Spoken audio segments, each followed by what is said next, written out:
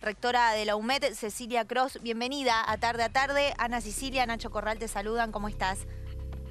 Hola Ana, Nacho, buenas tardes, ¿cómo están ustedes? Bien, un placer tenerte. Decíamos, ¿no? Bueno, el número da la sensación es bajo o al menos por debajo de lo que se esperaba, pero lo que siempre preocupa y empieza a ocupar, da la sensación, es qué pasa con el dinero en el bolsillo de los trabajadores y las trabajadoras, ¿no? Este número, ¿cómo se traduce en la diaria, no?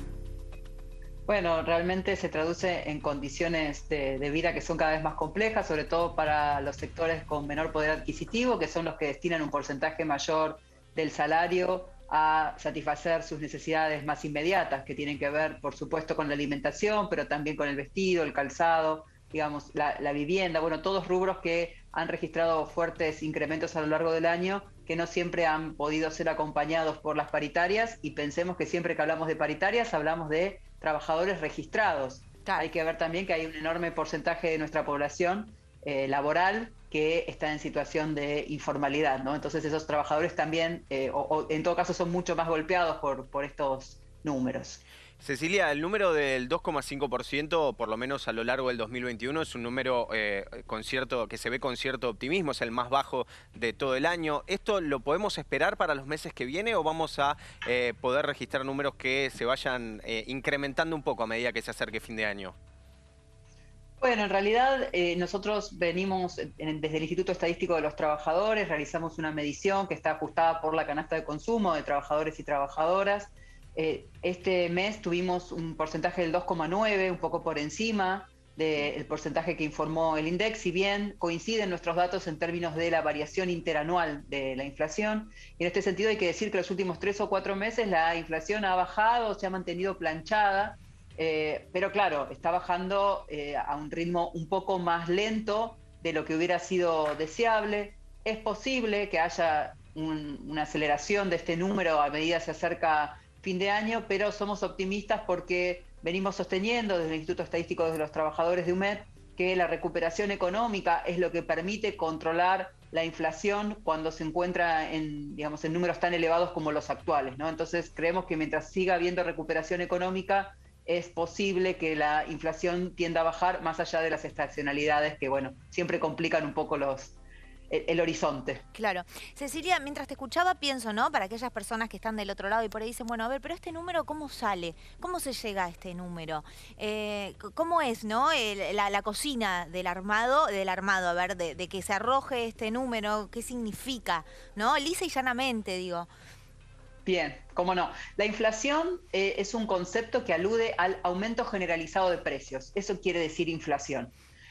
Lo que nosotros en realidad presentamos es la variación, el INDEC o el Instituto Estadístico de los Trabajadores, del índice de precios al consumidor.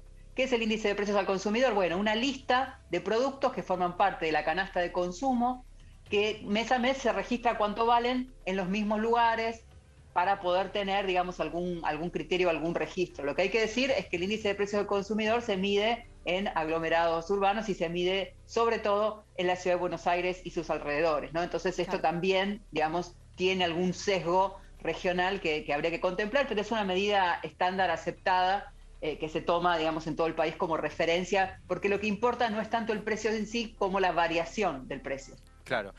Cecilia, hablábamos con Anita fuera de aire cuando estábamos viendo los números y veíamos, por ejemplo, el de alimentos y bebidas que marcábamos recién, que estaba dentro de una de las categorías más bajas para este mes. Sin embargo, a veces parece que cuando uno sale a la calle es complicado entender que poco más de un 1% se registra el aumento. ¿Por qué este mes se dio de esta manera? Sobre todo teniendo en cuenta que fue una categoría que en meses anteriores estuvo por encima del promedio general. Bueno, lo que hay que tener en cuenta es que la variación interanual en alimentos y bebidas está en el 53,8%, es decir, por encima de la variación interanual del conjunto de los precios, ¿no? Claro. Entonces, esto es lo primero que hay que tener en cuenta. 1,5% además es elevado. Tener una inflación del 1,5% hoy nos parecería una meta y un objetivo muy deseable, pero la verdad es que una inflación del 1,5% también es mucho, porque aunque parece poquito el número, bueno, los salarios no aumentan todo el tiempo, ¿no? Digamos, esto es lo que habría que tener en cuenta. Es posible, o lo que nosotros interpretamos es que ha habido distintas medidas que se han tomado desde el gobierno vinculados con acuerdos sectoriales, inclusive algunas de las medidas que se tomaron para reducir el precio de la carne, que por lo pronto han impactado en una desaceleración, porque no es que los alimentos no aumentaron, Claro. sino que aumentaron menos de lo que venían aumentando. Cecilia, recién mencionabas, ¿no?, lo que nosotros interpretamos. Pienso en esa interpretación. ¿Qué es lo que quizás le llamó más la atención o les llama más la atención? Nosotros lo que venimos observando es que lo que más presiona sobre la inflación es la expectativa o las malas expectativas sobre el futuro. Por eso siempre decimos que la inflación nos da una medida de la expectativa que tienen los distintos sectores, las empresas, los consumidores, Claro, también los inversores, respecto al futuro, ¿no? Es una medida de humor social, sobre todo es una medida de humor social, y seguramente repercute muchísimo cómo van evolucionando los acuerdos con la deuda externa, porque eso tiene que ver también con la expectativa que nosotros tenemos, nosotros como consumidores, cada uno de nosotros, nosotras, respecto a qué va a pasar con el dólar, respecto a qué va a pasar con nuestro poder adquisitivo en general, si invertimos, si no invertimos, si colocamos ese dinero en el banco, si no lo colocamos, todas esas variables influyen en la configuración de este índice, que por eso es tan importante, porque en el caso de Argentina, que es un país muy particular en este sentido, es una muestra de humor social. Cecilia, también en las últimas horas se conoció que se va a postergar el tratamiento del presupuesto 2022. Una de las variables siempre que se considera es la expectativa de la inflación del año que viene. Está por encima del 30%. La de este año, ya con el número del día de hoy, no se consiguió. ¿Crees que después de varios años en donde Argentina registró una inflación por encima del 40%, se va a poder conseguir o intentar bajar esa expectativa y estar un poco más cerca de lo que se puede proyectar en el presupuesto? Creo que tendemos a pensar que la inflación es una variable que se puede controlar solamente desde la política monetaria o solamente desde el gasto público, algo que no es cierto, ni en Argentina ni en el mundo. Por supuesto que buenas decisiones en esa materia pueden ayudar y malas decisiones pueden ir en contra, ¿no? Pero creo que todo depende del control de la pandemia. Insistimos en esto, la recuperación económica es lo único que va a atenuar el índice de inflación de forma sostenida, de forma contundente.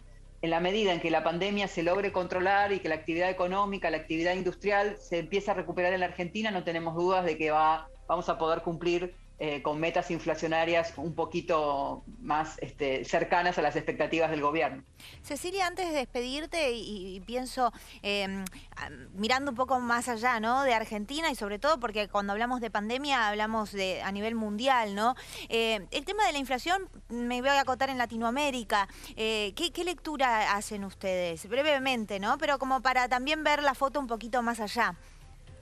Bueno, yo decía antes, Argentina es un país muy particular en este sentido.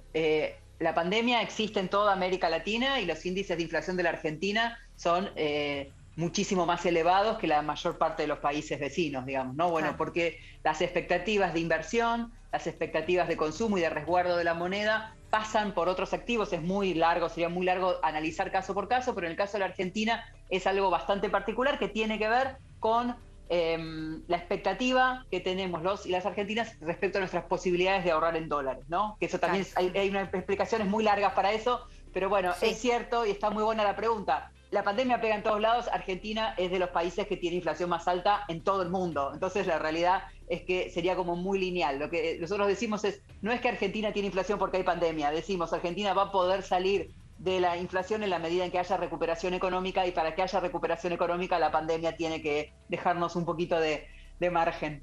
Totalmente. Cecilia, muchísimas gracias como siempre por atendernos y para dar un poquito más de claridad a estos números que vamos conociendo todos los meses.